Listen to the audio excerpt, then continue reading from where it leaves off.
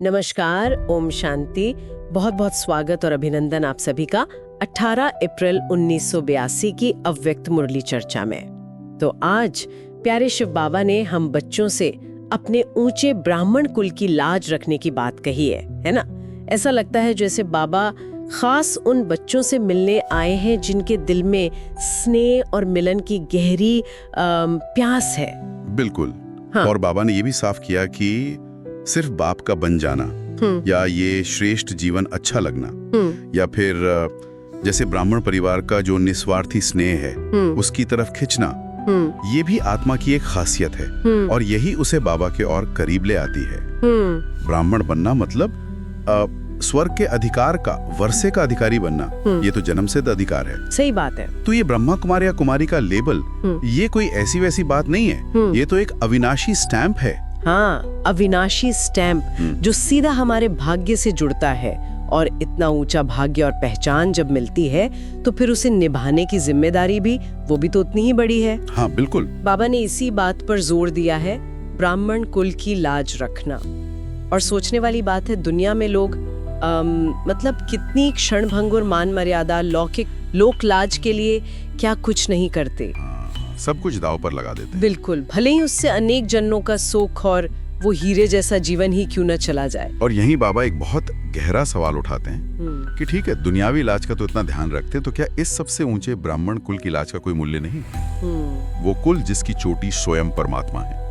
कई बार हम देखते हैं छोटी सी झूठी शान के लिए या किसी को बस खुश करने के चक्कर में हम अपनी धारणाएं, जैसे वृत्ति दृष्टि की पवित्रता है या खान पान का परहेज, इनको हम ताक पर रख देते हैं। हाँ, मतलब अपना मूल धर्म और श्रेष्ठ कर्म जो बाबा की याद है उसे ही छोड़ बैठते हैं। बिल्कुल।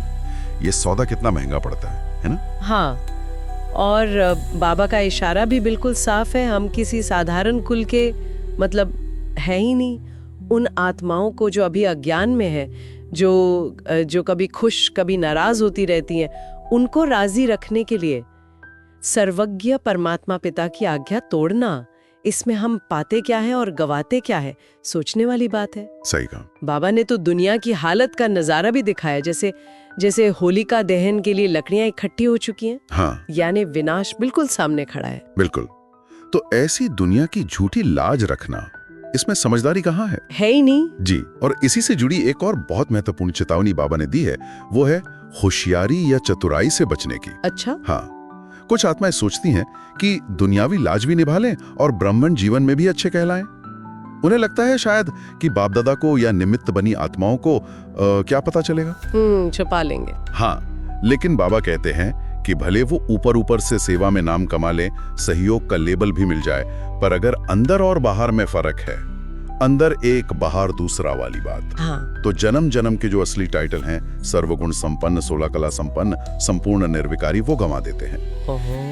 परमात्मा का खाता तो बहुत बिल्कुल स्पष्ट है, वहां 1 का लाख गुना जमा होता है, उसको कोई धोखा नहीं दे सकता। ये अंदर एक बाहर दूसरा वाली बात सचमुच बहुत बहुत सोचने वाली है। तो इसका समाधान क्या है? बाबा क्या कहते हैं? बाबा हमें कर्म योगी बनने को कहते हैं। कर्म योगी? हाँ, मतलब कर्म करते हुए भी उसके बंधन से मुक्त रहना, न्यारे रहना, किसी के अच्छे या बुरे कर्म के प्रभाव से परे, न्यारे और सदा बाप के प्यारे। मतलब न किसी के अच्छे कर्म देखकर बहुत खुश हो जाना, फूल जाना। हाँ, यही तो ज्ञान की गहराई है। कर्म के बंधन काटने की युक्ति। जो ज्ञानी है वो कभी किसी व्यक्ति या परिस्थिति के वश नहीं होगा, वो सदा न्यारा, हल्का रहेगा।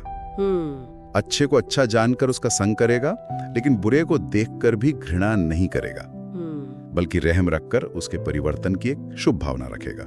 वाह, यही है बाप समान कर्म बंधन मुक्त स्थिति। अच्छा। और इसी अवस्था की मिसाल बाबा ने पुरानी बड़ी दादियों आदि रत्नों के रूप में दी है ना? हाँ हाँ बिल्कुल। उन्हें रियल गोल्ड का, स्थापना के कार्य की राइट हैंड भुजाएं कहा। ये जो आज इतना बड़ा ईश्वरीय परिवार दिख रहा है, ये सब उनकी सहन शक्ति और त्याग के बीच का ही तो फल है। सही बात है, उनके त्याग का फल। तो संक्षेप में अगर कहें, बाबा हमें समर्थ बनने और दूसरों को समर्थ बनाने के अपने मूल कर्तव्यों की याद दिला रहे हैं। जी बिल्कुल। व्यर्थ संकल्प, बोल और कर्म, इन सबको समाप्त करके अपने जमा के खाते को बढ़ाना है। वाह, और पुरानी दुनिया और पुराने स्वभाव संस्कारों का जो हिसाब किताब है उसको चुकतू करना है। बिल्कुल जी, तो आज की मुरली का गहरा सार यही है कि हम अपने श्रेष्ठ ब्राह्मण कुल के मान और महत्व को दिल से महसूस करें। हर कदम पर, हर संकल्प में इस ऊंचे कुल की लाज रखने का ध्यान रहे। दुनियावी आकर्षणों और दबावों से ऊपर उठकर सच्चे दिल से बाबा के स्नेही और मददगार बने और सदा अपनी कर्मयोगी स्थिति में स्थित रहें। यही बाबा का प्यार भरा आह्वान है हम सबके लिए। बिल्कुल।